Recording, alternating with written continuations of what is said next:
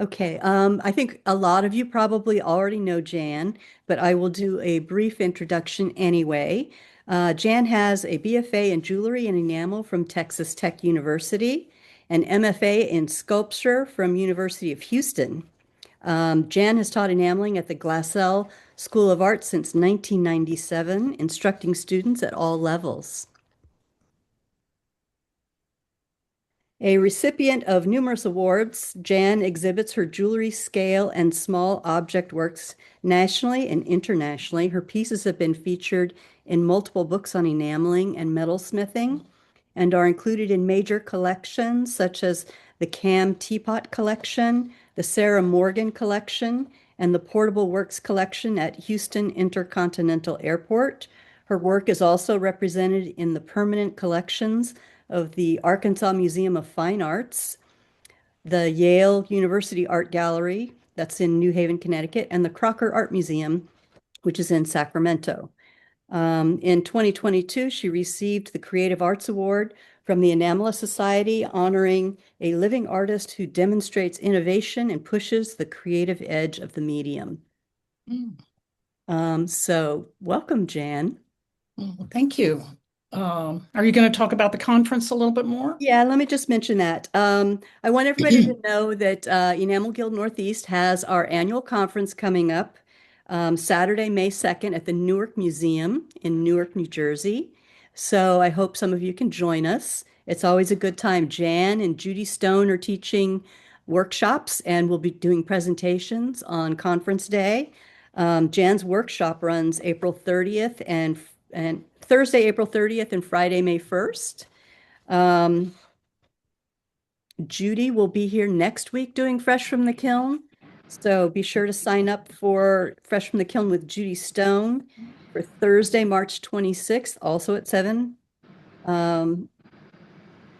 Judy's workshop is full, but we just added a wait list. So if you are interested in the wait list, please go over to our website and sign up there.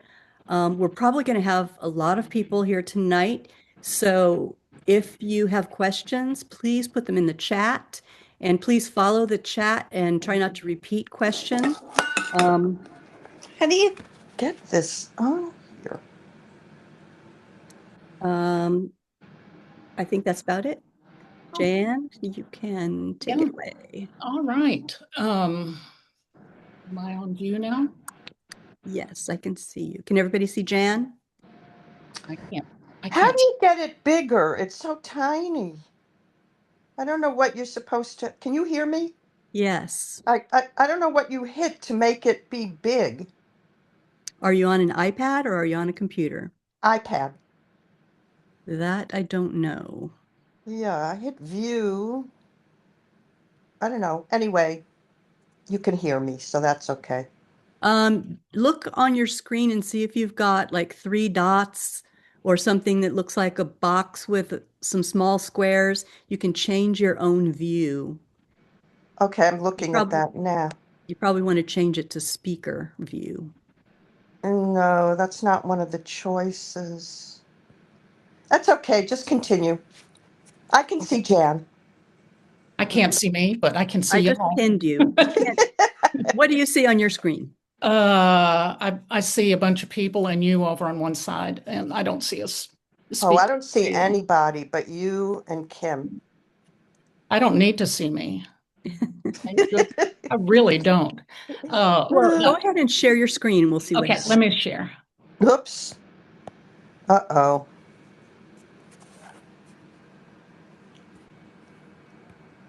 Can everybody see that? Yes. Join meeting. Meeting. Do y'all see this? I can't see a thing. Okay. We're just going to jump right in. How many of y'all listened to the TES talk on Tuesday? Oh, we're getting some feedback. Jan, do you have do you have one computer or 2 devices that are on or no? Let me completely turn off my phone. It could be somebody else that hasn't muted. Does that sound better? Yeah. Yeah. Okay. There was a silkscreen thing with Kome. I can't pronounce his last name, but it was on Tuesday, and he does a lot with silk screening. I was really impressed that this kind of works right into what we're talking about here. Um, but I thought I would tease you with a piece that I'm working on right now because we all want to know how people make stuff, right?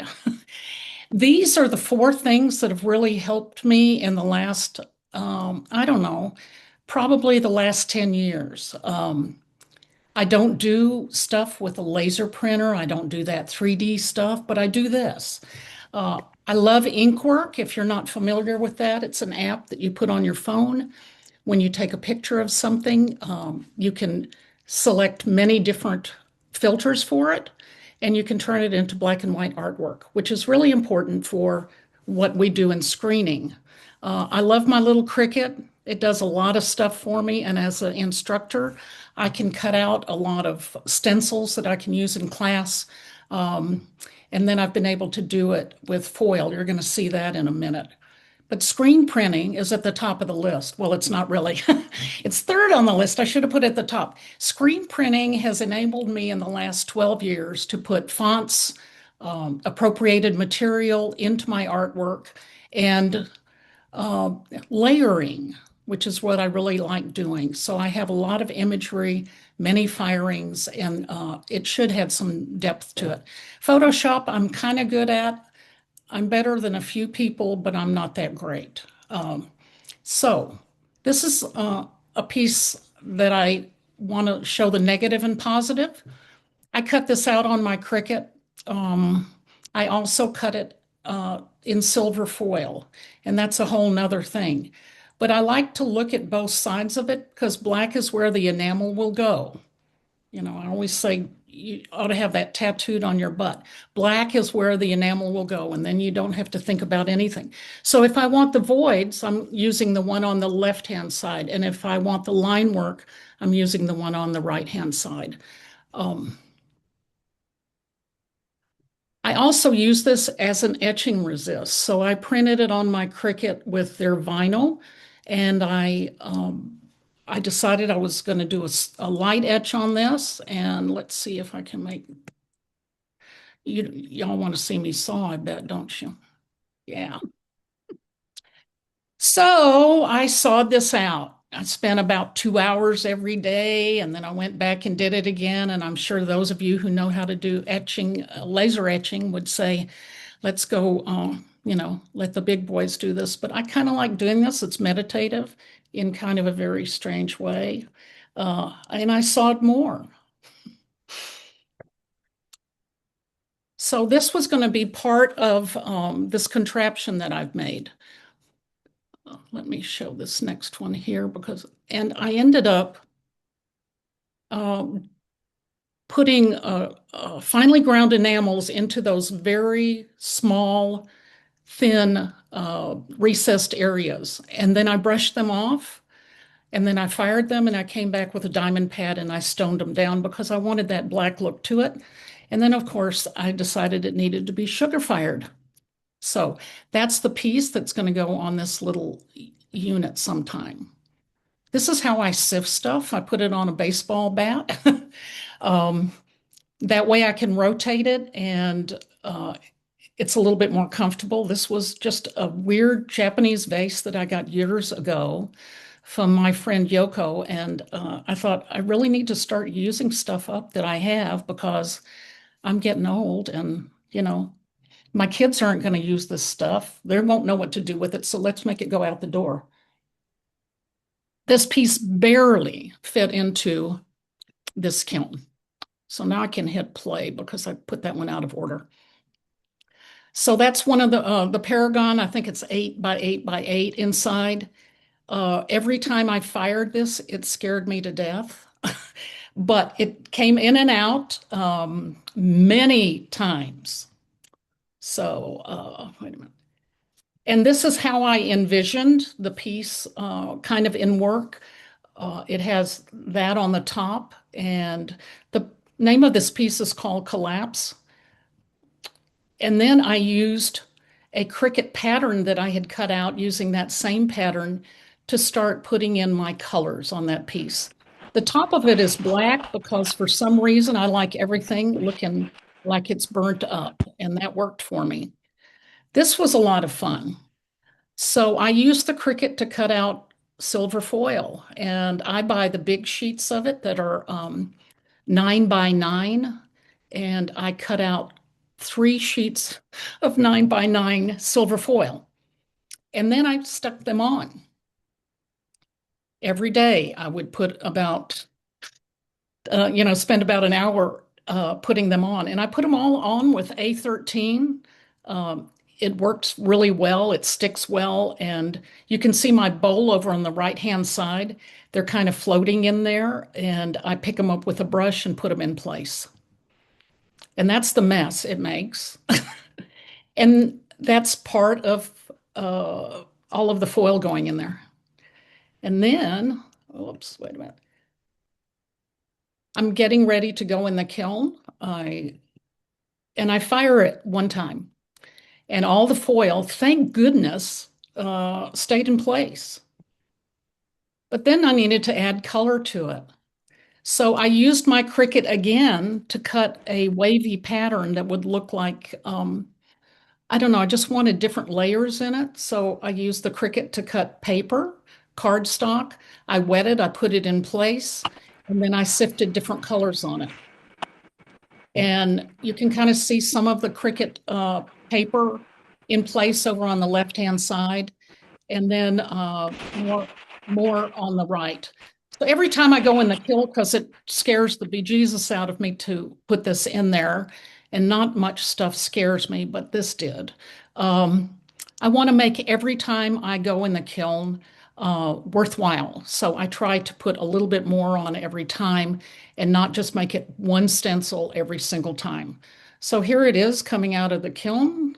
I'm starting to add color on the right-hand side, and I'm adding more. And then, I've got this thing about fire scale. I grind it up and I sift it on. So it went through the patterning that I had. So I was still using this kind of repeated pattern over and over again. And I like it because it's crunchy. And this whole piece is about, the universe. And oh, guess what? Global warming. So this is how the piece ended up. I cut with a diamond burr, a hollow core diamond burr into a piece of coral that a girlfriend gave me. And it sits on a piece that I've done some hammering and repoussé work as the base. So that whole thing lifts off and it kind of sits in place.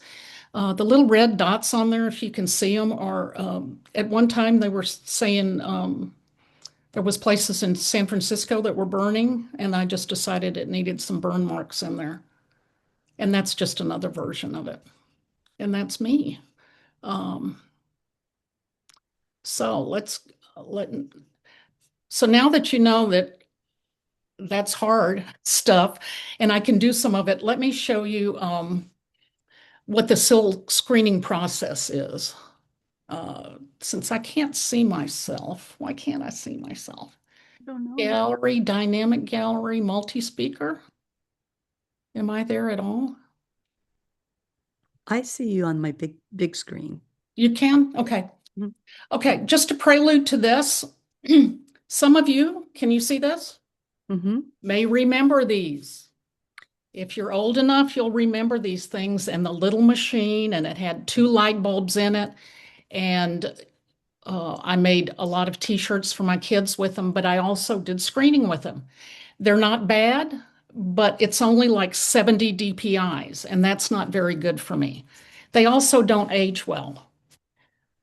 I got a larger version of it, and it goes into a machine, but these don't age well either. I left a whole set of these rolled up in my studio when I left for the summertime, and the heat, it's Houston, and the heat in Houston melted most of them. They delaminated, and I had a lot of money involved in that.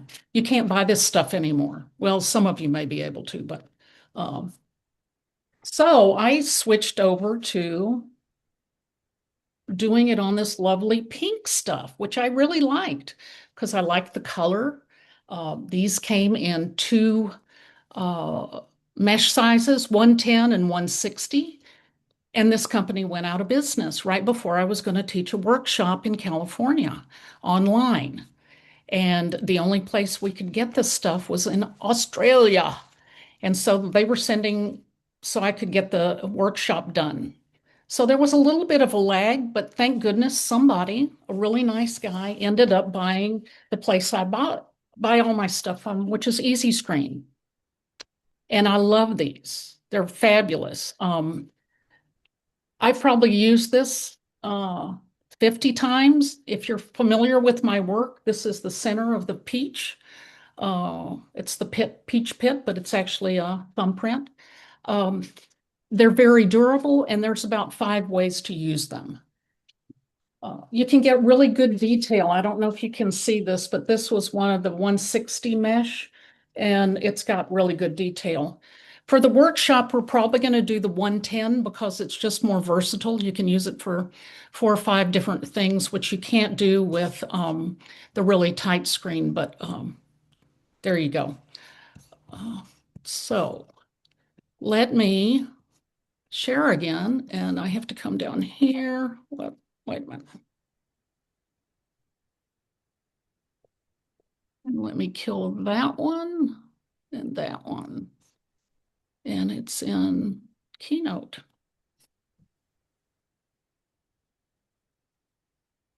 Da da da da da.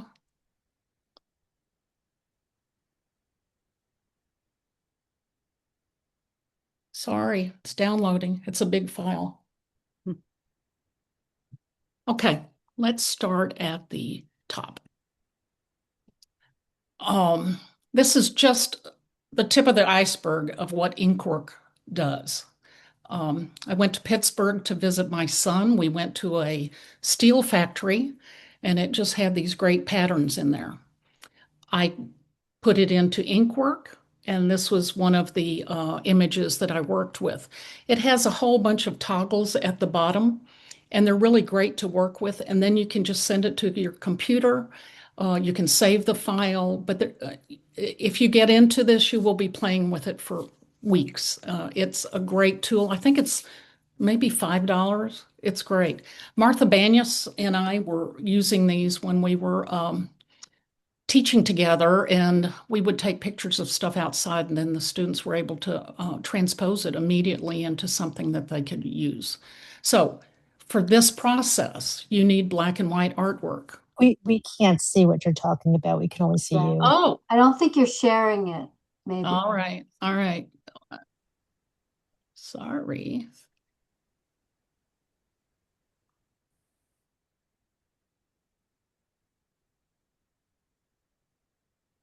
Well,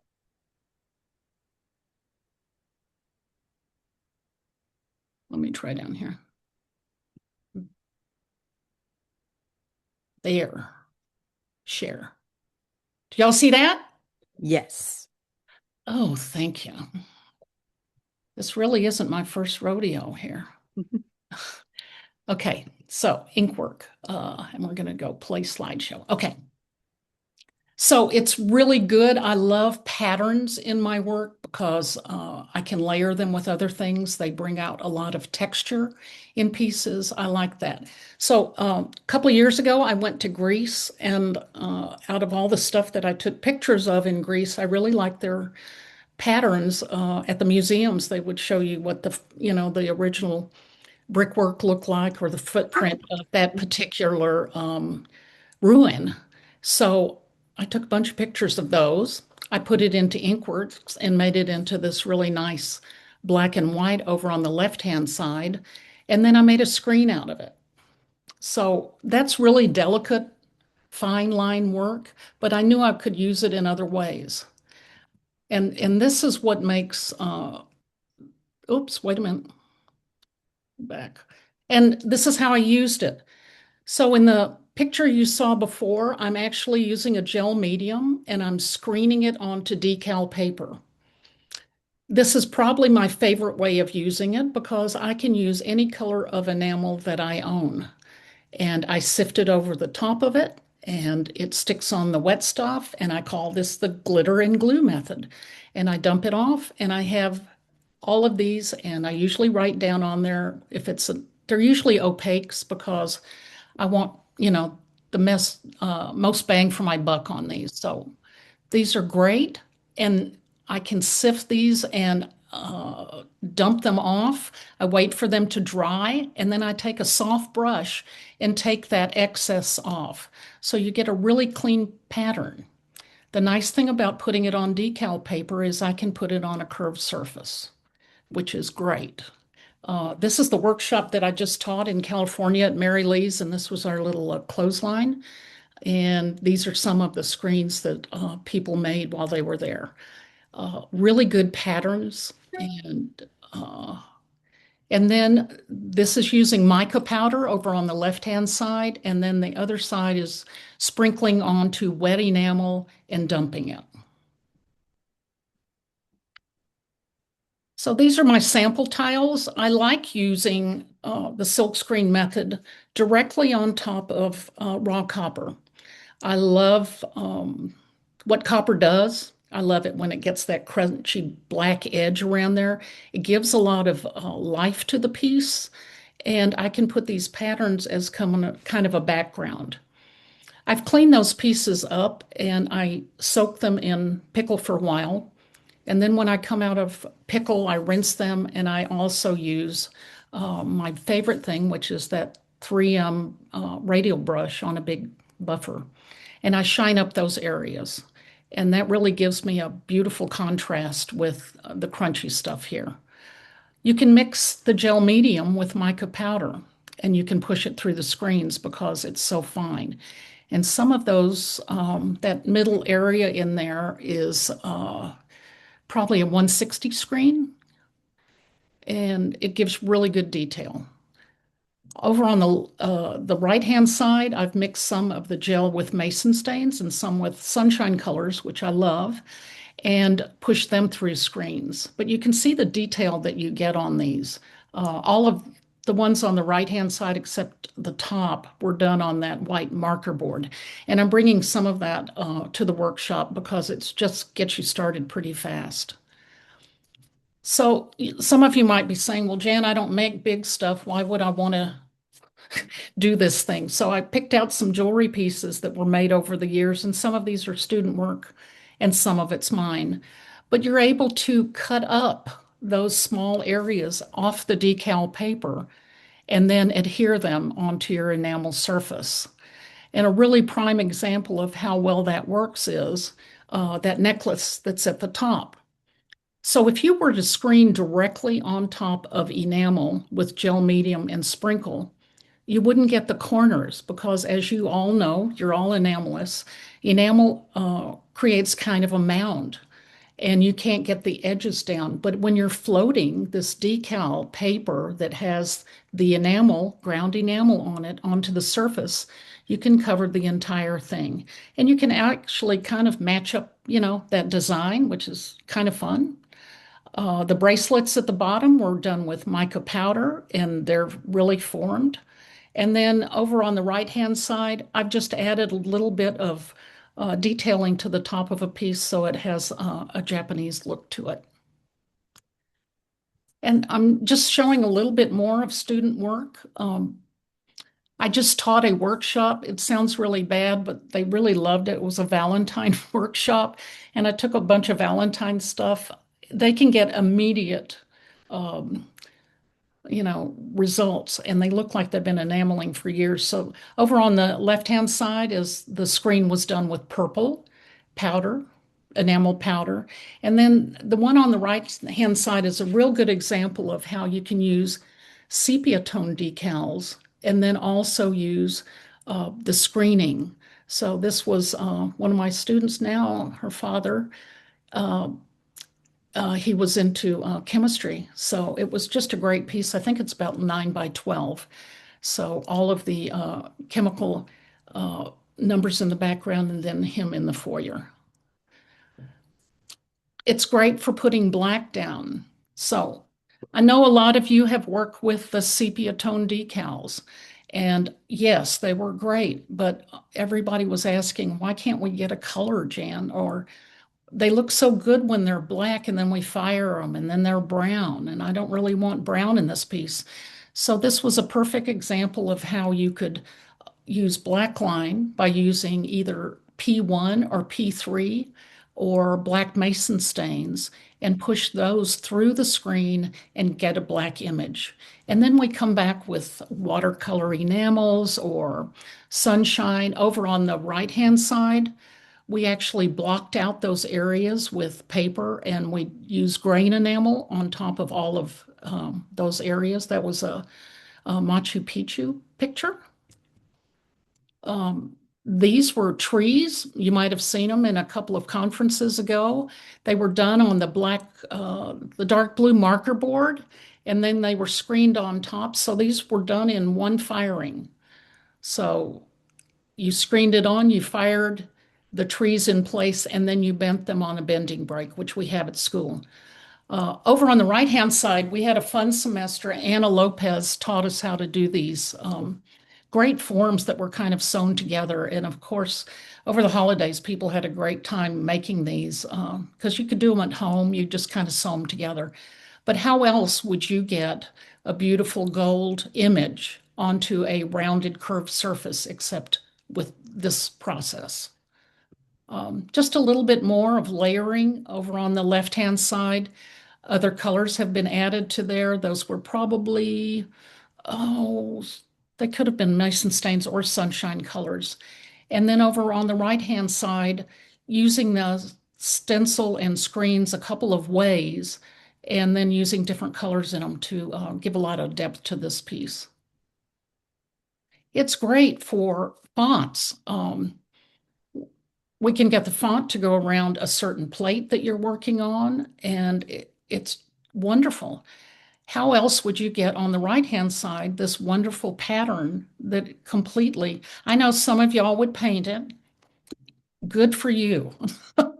But that's not me. And this fits exactly into that form. So, oh, this was a great piece. She did two of these little trunks, and she had this one image of these, I think they're hyacinths, and she cut those individual pieces out and then she put them down, screened over the top, and then put them in place. But just really beautiful use of the screen.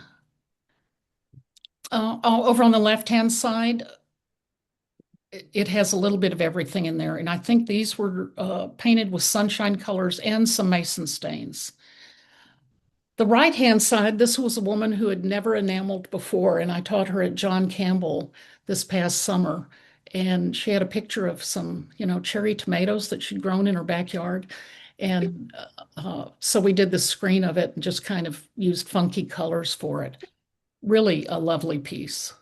And this is Priscilla, who I taught many years ago. And she's using mica powders on top of the blackboard material and the whiteboard material. And then there are some raised areas that are kind of additive on top. And I think each one of those squares is about 4 by 4.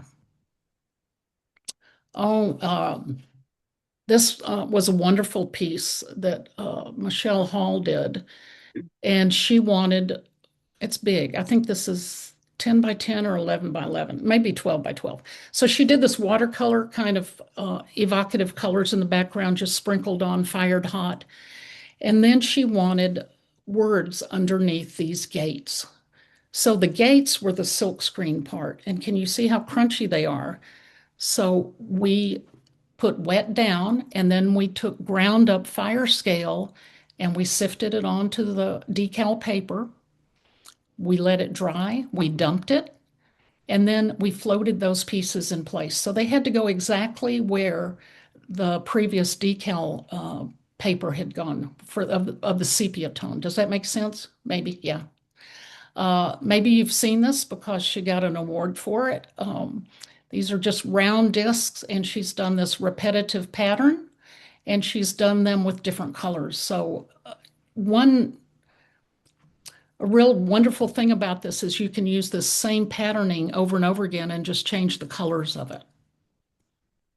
This was another formed piece. These are all kind of reposite. It was a brain.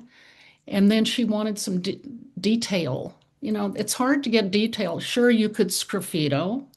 You could cut out baby stencils and hope you got them all off of there. But what a better way to do this than to float this image onto this decal paper and then float them onto the rounded forms. And if you saw the talk the other day with Kome, you can see that it's nice to be able to have a screen because then you could do multiples of something. You could actually maybe make some money doing artwork. Oh, that's kind of a ridiculous idea. This was a great piece that we kind of tried to figure out how to make it work, and we needed this blue to go around. I don't have a finished picture of this, darn it. And this was a semester we did, and we were doing kind of Andy Warhol techniques. So the black lines were the screening, and then he came back in and painted with sunshine and mason stains for each of those images. And I think those are 6 by 6 each. Another great piece over on the left-hand side. Strong colors in the background, and then using the decal with black screen through there. We did a semester at Glassell on teapots, and this was a really wonderful teapot. But how would you get a pattern on that? And it had, I think it had 6 sides to it. So all the colors were put on first underneath, and then the design was floated on the top. And then the cup that you drink out of is over on the right-hand side. And he cut a piece of ebony for the handle. This was just recently, last semester. The one on the left-hand side, she has a place in Little Switzerland, and the trees all came down. So we were doing a semester about stuff that was broken, and it really put in a nice background on that. The front piece is reposite a little bit, and it stands off, so there's some dimension to this piece. This actually on the right-hand side was done in Guanajuato when Martha Banyas and I did a workshop down there. The only thing on that that's screened is that wonderful little mica gate in the background. So it doesn't have to be everything, but it sure is great for adding a little bit of something.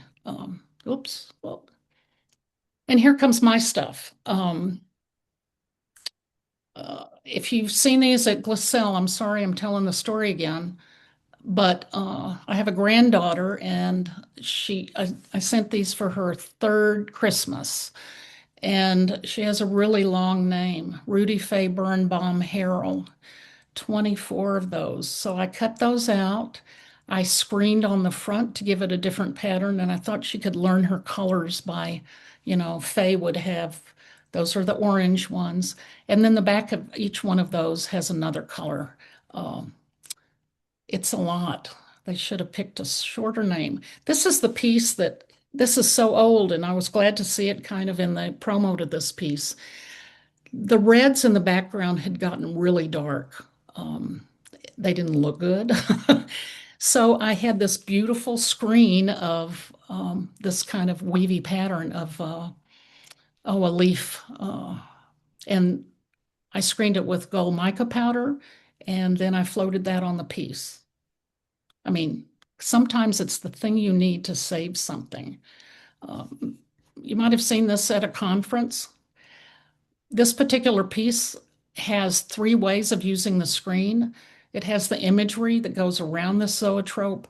And if you look at that little edge, it's gold. I had to match that so it would be level. And then you can't see it very well in this picture, but the bottom, that red area, it's a whole, it says no means no over and over again. So it's just a pattern. I don't know. Let's do that again. Oh. And then these are some of the things that I did for Cool Tools when I went up there and kind of showed them how to use some of their screens. So the pieces they use are pretty small, and I have to think up ways to work a little bit smaller. So this was a really great pattern. I floated it on. Over on the right-hand side, I delineated an area to put some mica powders in a stripe. But to me, it's all about layering information. It's kind of nice that you can have stuff on the front and then it goes to the back of the piece. I kind of like that. Uh, and then this was a piece I showed a couple of conferences ago. For some reason, I wrote down every day the people that had died in Texas from COVID, and I made a screen of it. And then I wanted them to be in these bubbled areas. It's all sugar fired, but that's kind of like I use my imagery to be in things. So this is from the Wayback Machine. This is probably the very first time I used a screen. I needed those Viagra to have the Pfizer spelled wrong because it's copyright infringement. My daughter told me that. Um, and I needed them to be in that blue. So I figured out how to do that. And then it just kind of opened up a whole world of stuff. The inside of that one a day Vitamin is those are decals, sepia tone decals for the days of the week. And then this is just an old Danish bread box. I like the fact that I could make a screen out of that one a day Vitamin and the one on it, and I could put them in place exactly where I wanted them to go because it's a domed surface. This is a piece that I finished probably about the same time that I finished that one that I showed you with all the foils on it. And I just wanted this target sign to be right in the middle of this concave piece. Well, I thought I could cut it out with paper. I tried doing it with, kind of thin contact paper, but I couldn't get it right. I mean, when it looked wrong because you have to follow that curve. So I made a screen of it, and by golly, you can float that baby in there. That also is done with ground up fire scale. And then I've gotten this thing about having barbed wire in my work, leaves, and nails. I don't know what it's about, but it's what I do. And I think that's it. Okay. Somebody had asked if you could put your contact information up again. I think it was like one of your first slides or something. Yeah. It's my website is www.janharrell.com. And then if you just want to contact me, it's Janny, JANNYH, at swbell.net. And I'll answer to almost any of them. So does anybody have any questions?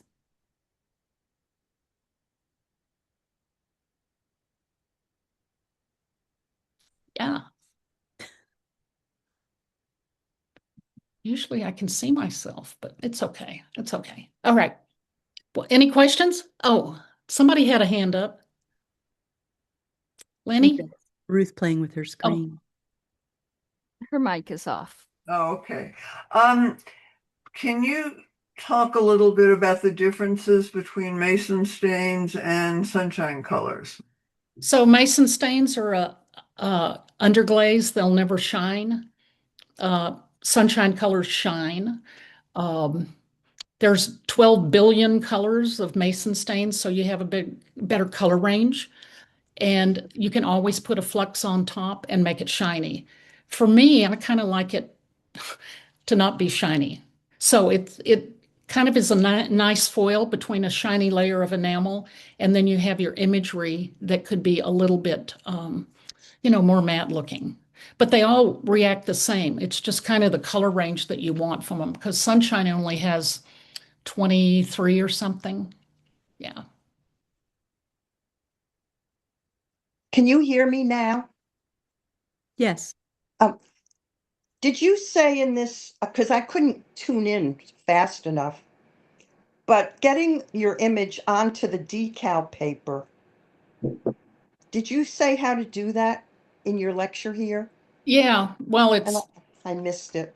we screen it on with gel medium, and you sprinkle ground enamel on top of it, and you dump it all, glitter and glue.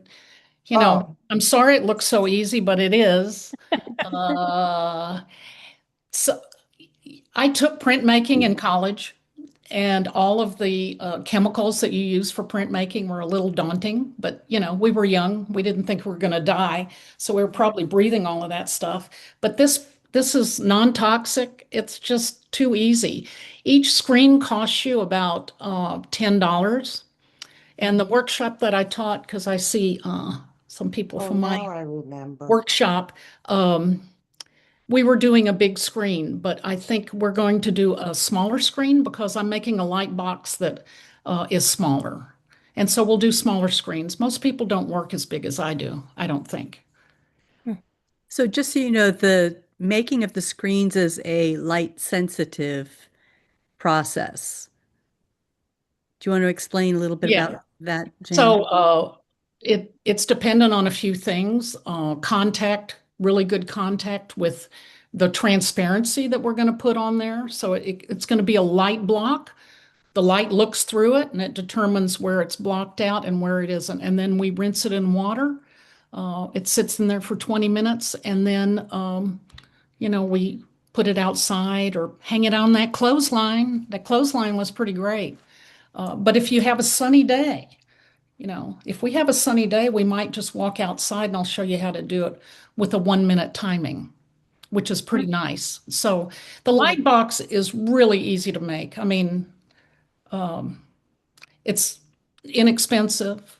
This is a really good tool for your, you know, sometimes you get a commission and somebody says, well, I want a lot of fonts in this. And you go, oh gosh, am I going to have to sgraffito them and they look kind of scrappy? But you can create them this way. It's great to be able to use it that way. So you could use any kind of light block. Let's say you had a doily.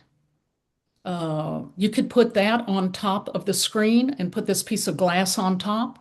And when the light looks through that, it's going to block out some areas and the rest of them are going to be washed away. And the guy that runs this company, thank goodness, I try to make him happy because he's doing such a great job with this, and I want him to be in business forever because there is no other screen. What's the name of the company again? Easy Screen. Oh, Easy Screen. Okay. Yeah. We have 5 different ways of using it. We can sift through it. I'm going to show all of that. But a lot of that works just good on flat. And I like volumetric pieces in my work. So that's why being able to do that on top of decal paper.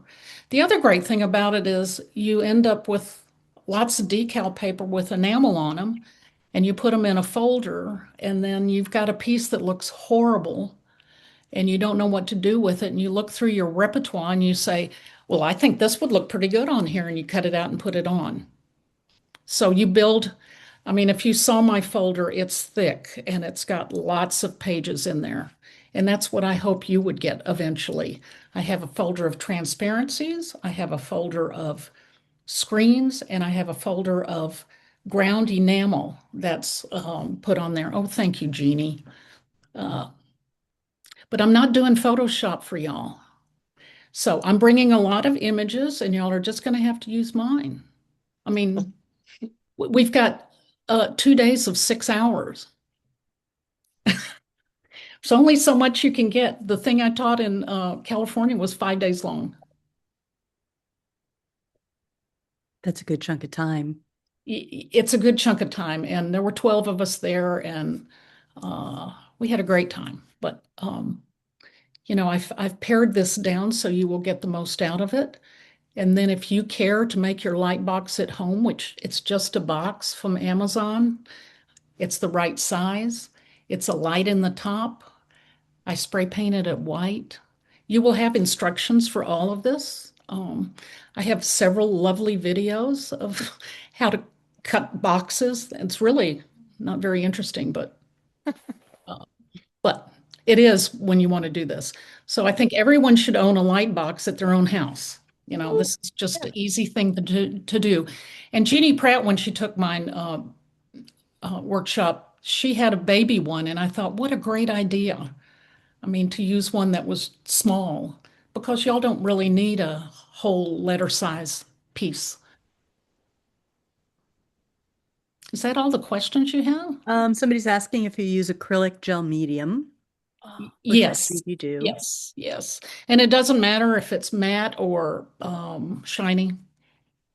So the acrylic gel medium gets squeegeed through the exposed screen Yes, onto the decal paper, yes. and then you remove the screen and you sift on top of the wet acrylic gel medium, Uh-huh.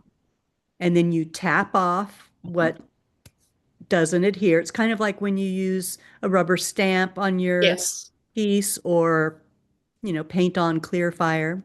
yes, So you knock off whatever doesn't adhere to the gel, you let that dry. yes. And And it has then, to be a good dry, just like you would do for an acrylic. And then you think you've got it all and it looks great.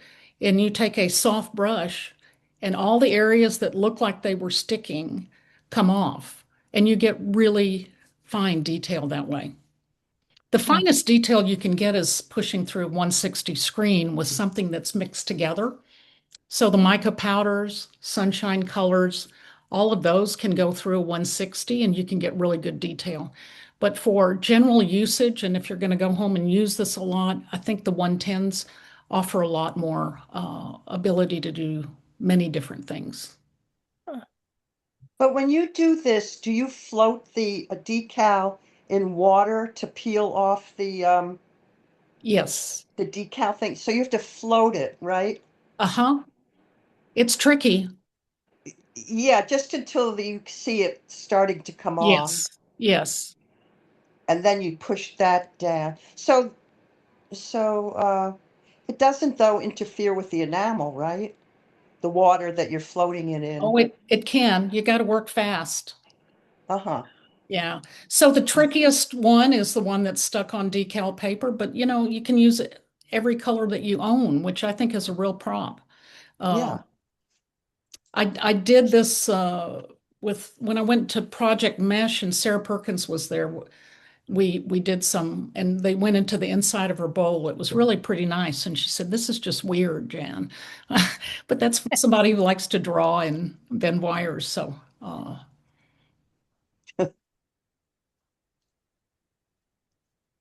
somebody's asking if there's any tutorials about creating text. Ugh. Oh.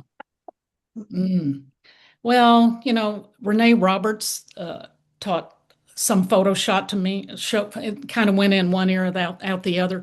But I gotta say, the cricket, it's very easy. You can skew the text, you can make it go around stuff. So if I can get it in the cricket and do it in their little rinky-dink program, which is pretty good. Then I can take a picture of it and send it to my printer, print it on a transparency and do it. I should be better at Photoshop, but it just hurts my head. You know, Doing straight text is not that hard. It's not no, like you don't have to manipulate it like you do a photo to make it yes. high contrast. It's already high contrast. You can put type on a curve in PowerPoint. There's a lot you can do Mm, in Oh PowerPoint my God. that is pretty basic. yeah. Well, you know, I have to learn stuff because some of my students don't want to learn it. Yeah. Sorry if I'm talking to some of y'all that I'm going to see on Monday, but I have to stay. I'm barely step ahead of anybody on this. I really am not that good. But I thought I was going to get carpal tunnel doing it in California. I was working so much with my mouse. I thought it was, but we got some great images. Somebody's asking if you have a link for the light box. I don't. No, I mean, I'm intending to do some handouts. You won't get as big a handout as Jeannie Pratt gives when she teaches, but you'll get handouts for that, and I'll be showing the videos for it also. Is this a light box like you use for making tracings, or is No, that, it's a no, totally different thing yeah, that you're totally doing. different thing. It's And basically a box with a light bulb. An And intent. so it's used to do what? What is it used for? expose your screens. Oh, The screens are photosensitive, so you're going to put a film positive or a film negative on top of it, and then turn the oh, and then light you, on, and then you're going to ooh, wash the screen after it's exposed, and that's going to open up areas where you're going to be able to push enamel through. oh, that's interesting. So years ago, when the company was owned by somebody else, they sold a light box with it. And we still have that poor little thing at school, and we've taped that thing together. And it's kind of a pyramid. It's cute because it folds down. I wish they still sold that, but they don't. Um, but if we have a sunny day, we'll walk outside and do it. Uh, y'all Because just the need sun to, is stronger and it takes less time, right? yeah. And, if you were doing this in your home studio, you didn't want to build a light box, you would just wait for a sunny day. And Oh, you go out and you put it over your head, and it's 1 minute, and you put a towel over it and you come back in And then wash it. and wash it. and any photo negative you can use there onto this paper? It's not really a photo negative. The artwork is put on a transparency Oh, film. So oh, just a black and white. I didn't bring any in You're here. laser printing onto photo transparency, right? Like the stuff you used to put on an overhead projector. Yes. Yeah. Hi, mhm. Jan. It's Lisa Hamilton. Oh, Hi. yes. Hi. Is this to replace the old Rizzo screen Oh, yeah. technology? Okay. I was just checking because nobody talks Yeah. about those.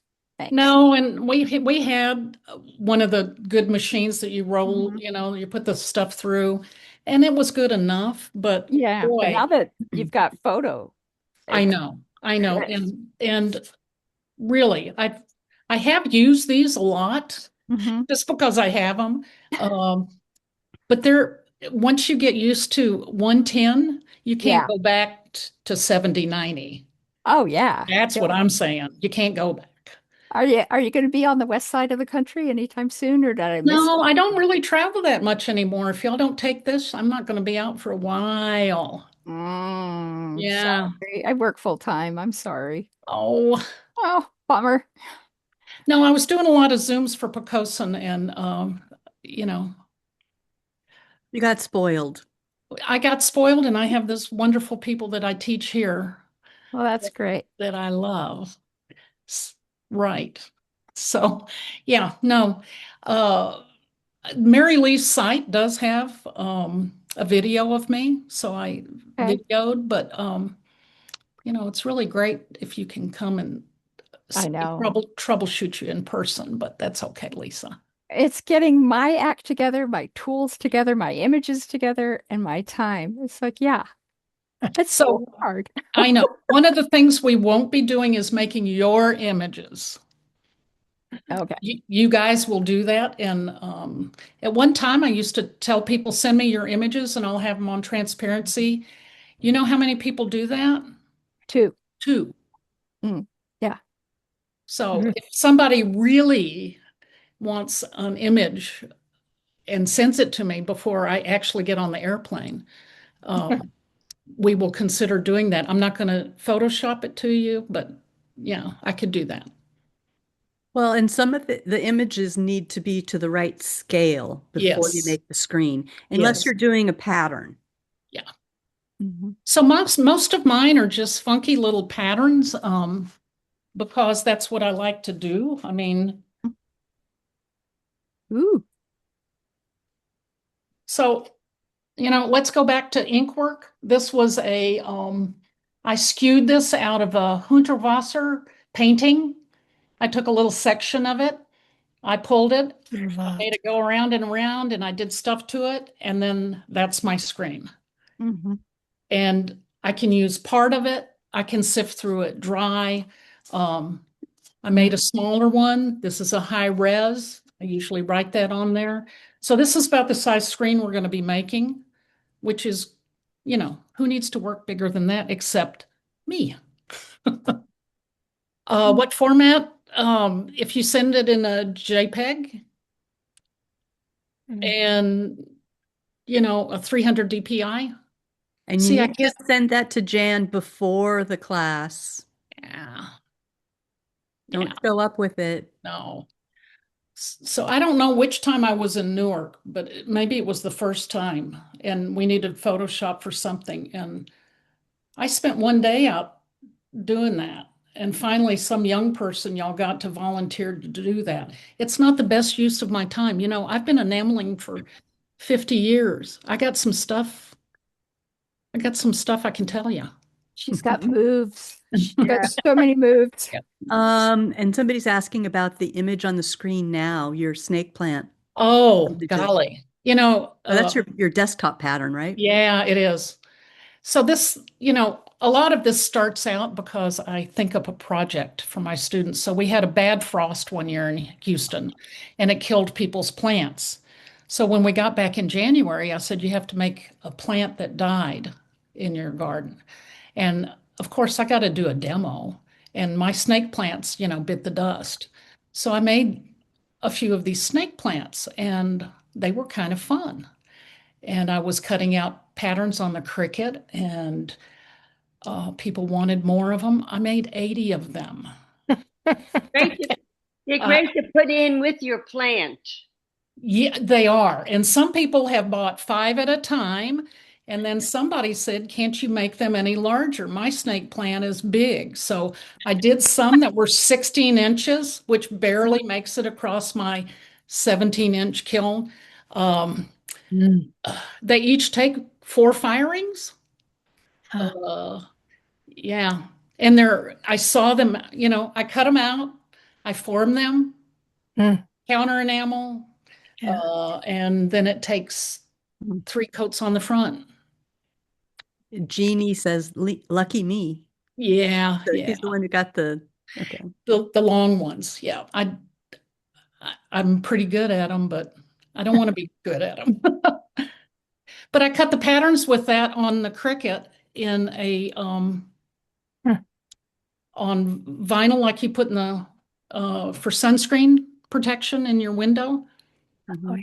Because it flops over and all of these were rounded, they were rounded. And I right. needed a pattern that would go around. I started out doing them in paper and I thought, I'm not getting rich on these. I don't need to blow out a piece of paper every time I do it. So those I can, dump in water and Ah, yeah, oh, and then use them over and over again. cool. That is cool. Thanks. Any more questions?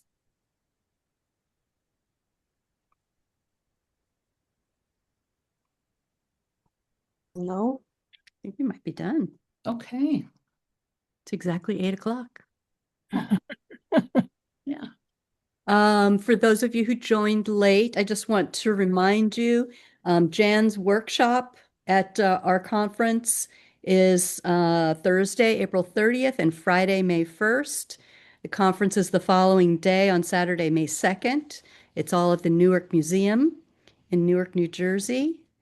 And it should be a really good time. Yeah. It's our 34th annual conference. Wow. That's awesome. Right. Yeah. Oh.